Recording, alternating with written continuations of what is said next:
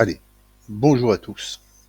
Aujourd'hui, je viens avec une petite mise à jour pour le VBA Indentaire Interface. Enfin, une petite mise à jour, c'est même une grosse mise à jour puisque on va passer à la version supérieure pour plusieurs raisons et je vais vous les expliquer tout de suite.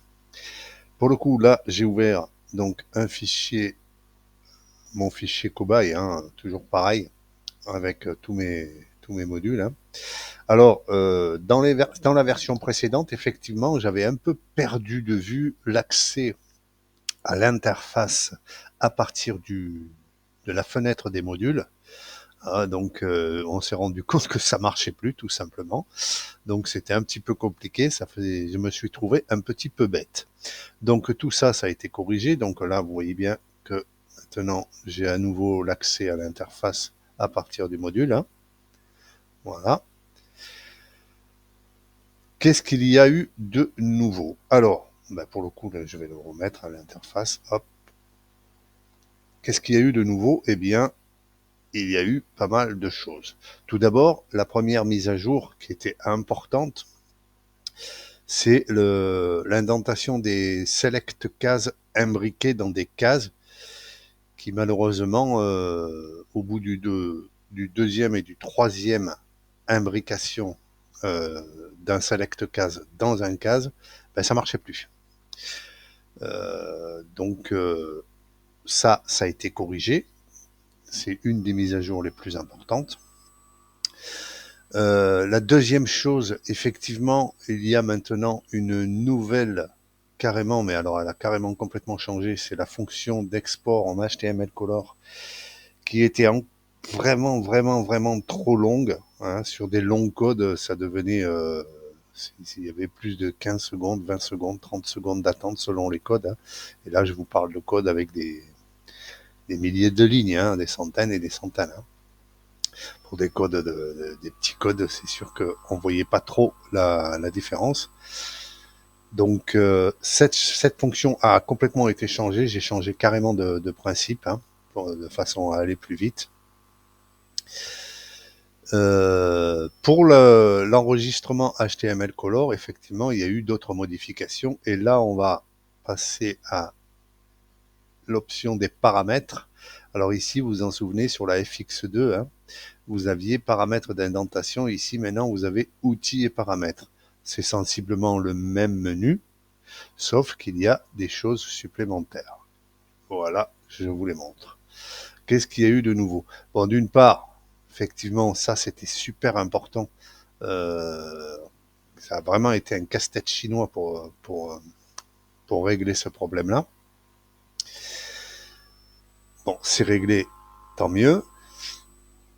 Il y a eu aussi cette petite mise à jour aussi, recompilation des lignes coupées par underscore. Alors effectivement, il y a vraiment des situations où vraiment c'est rocambolesque. Je veux dire, même avec une indentation, c'est pas joli. Voilà. Donc honnêtement, j'ai mis cette ligne parce que il y a des fois vraiment des codes même si je les indente avec les règles de base de l'indentation, ça donne vraiment des codes pas jolis. Parce que couper des lignes par underscore pour couper des lignes, ça a vraiment aucun sens. Et je vous assure qu'il y en a certains qui le font. Donc j'ai rajouté cette option pour pouvoir recompiler des lignes, à l'inverse de cette option-là où je décompile les blocs in one line, là je fais l'inverse, c'est-à-dire je recompile les lignes qui sont coupées par underscore. Voilà.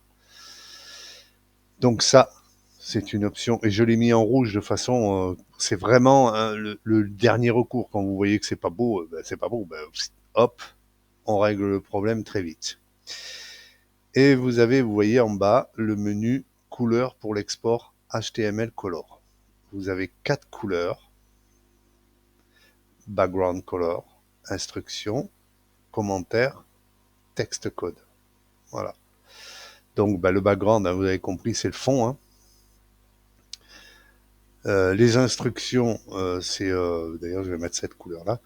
Les instructions, c'est toutes les instructions VBA, hein, tout simplement, les commentaires, vous savez ce que c'est, et le texte normal dans les codes hein, est en noir. Là, j'ai mis le thème VBE, c'est-à-dire les instructions en bleu sur un fond blanc, les commentaires en vert et le texte en noir.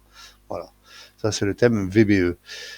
Je vous ai rajouté en dessous 3 boutons, donc avec des thèmes préenregistrés, le thème Old School, un peu façon vieux Windows, hein. Bon, le thème VBE bien sûr, et un thème Darkfire que j'aime bien aussi sur fond noir. Voilà. Mais vous avez aussi la possibilité de choisir vos propres couleurs tout simplement en cliquant dessus.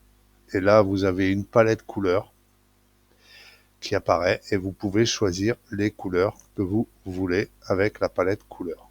Voilà. Tout simplement. Voilà.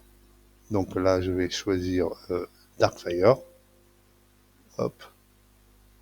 Je vais choisir le Darkfire. Ben voilà, c'est bon, il est enregistré.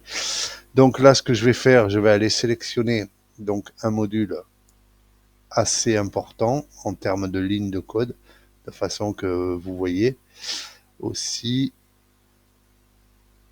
la nouveauté, c'est vraiment la fonction d'export en HTML Color qui est d'une rapidité déconcertante par rapport à avant. Hein, effectivement, sur 500 lignes, avant, ça mettait entre 15 et 20 secondes. C'est quand même très long pour 500 lignes. Je trouvais que c'était vraiment trop long. C'était pas possible de continuer comme ça. Donc, j'ai revu la copie, j'ai carrément changé de principe.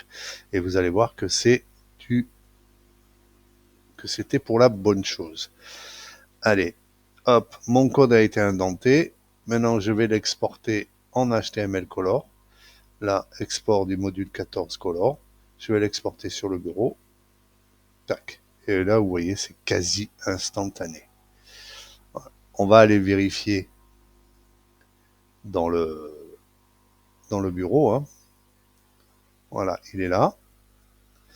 Et voilà. Vous voyez. Là encore, j'ai changé la couleur. Il va falloir que je la change. Donc là, vous voyez, j'ai carrément choisi les couleurs de fond, des instructions, le texte et les commentaires. Vous voyez. Et là encore, j'ai changé la couleur tout à l'heure. Je vais le remettre en Darkfire. Parce que j'aime beaucoup ce thème finalement. Hein. Donc, hop, je sélectionne un module, je repars. Tac, module 14. Je l'indente. Tagada, tagada. Hop. Parfait. Paramètres Darkfire. Hop. Enregistrer. Color. Vous voyez, c'est vraiment instantané maintenant, même sur des grands codes. Vous voyez, je peux changer, je peux vraiment faire ce que je veux avec les couleurs. Hein.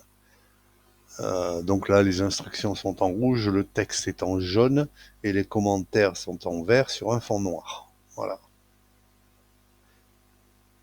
Pour le coup, je vais vous montrer un autre exemple, hein, comme ça, vous allez voir que on peut faire vraiment ce qu'on veut maintenant. Hop, ligne 14, je vais l'indenter. Hop, terminé. Paramètres. Et là, je vais choisir le background. Je vais le mettre un petit peu en violet. Vous voyez, je choisis vraiment ce que je veux. Hein. Les instructions, je vais les mettre en... Ouais, je vais les mettre comme ça. Les commentaires, je vais les mettre en rouge. Enfin, une couleur à peu près comme ça. Et le texte, sur le fond violet, je vais le mettre en vert. Ça, c'est vraiment... hop. Et là, je vais mettre... voilà, cette couleur-là, par exemple. Voilà. Vous voyez. Et là, je vais l'exporter. Tac. Vous voyez, c'est vraiment, vraiment, vraiment super rapide maintenant. Ah, hop. Vous voyez. Voilà. Donc comme vous pouvez le constater, maintenant on peut faire vraiment ce qu'on veut dans l'export couleur. C'est super rapide, la fonction, elle utilise carrément un autre principe, hein, et, euh, et j'ai plus de problème de coloration syntaxique dans les commentaires, parce qu'effectivement, dans les commentaires, des fois, il y a du code, hein, ou simplement du code qu'on a commenté, tout simplement, dans lequel on a mis un apostrophe pour le bloquer, tout simplement. Hein. Et effectivement, ça les colorait quand même. Donc là, ça a été modifié. Voilà. Voilà pour les nouveautés au niveau de l'export. Somme toute, les corrections qui ont été apportées, importantes, hein, dans ce sens-là, c'est vraiment cette fonction-là. Et l'indentation des select cases imbriquées au-delà de 2 et de 3, et etc., etc. Pas mal d'autres choses ont été faites, mais bon, il y a des choses qui sont passées inaperçues. Et effectivement, en examinant le code, après, on se rend compte vraiment. Euh, mais là, pour ça, il faut passer par des milliers, des milliers, des milliers de lignes testées. Donc, de plus en plus, le moteur devient vraiment, vraiment, vraiment très puissant au niveau de l'intelligence, hein, tout simplement. Il arrive à détecter des choses et de choisir des options, hein, parce que dans le code, dans le code d'indentation, on a de plusieurs possibilités, hein, et automatiquement, il va choisir la meilleure solution de façon à pouvoir vous restituer un code, une indentation intelligible et en restant le plus possible dans la norme. Voilà pour les nouvelles mises à jour du VBA Indentaire Interface V3.C FX3. Voilà, nouveauté, le menu, il a vachement évolué. On a rajouté la compilation, on a rajouté le menu pour l'export couleur, le choix des couleurs. Hein. Ça, c'était une suggestion de Fan55. Enfin, il me l'a demandé. Donc, effectivement, j'ai pensé que vous proposer ce choix-là, c'était mieux que de vous mettre des couleurs d'office, parce que c'est vrai que ça ne fonctionnait que en mode VBE, c'est-à-dire les, les instructions en bleu, le texte en noir et les commentaires en vert sur un fond blanc. Voilà. Donc là, maintenant, vous pouvez faire ce que vous voulez. Vous avez le bouton enregistrer ici, à vous changez quelque chose dans le menu, hein, y compris les couleurs. Hein. Vous enregistrez dans n'importe quel cas, quand vous fermez l'interface, ça s'enregistre. Voilà. Qu'est-ce qu'il y a eu comme autre modification? Je ne sais pas si je vous l'ai dit tout à l'heure, il y a eu aussi l'accès.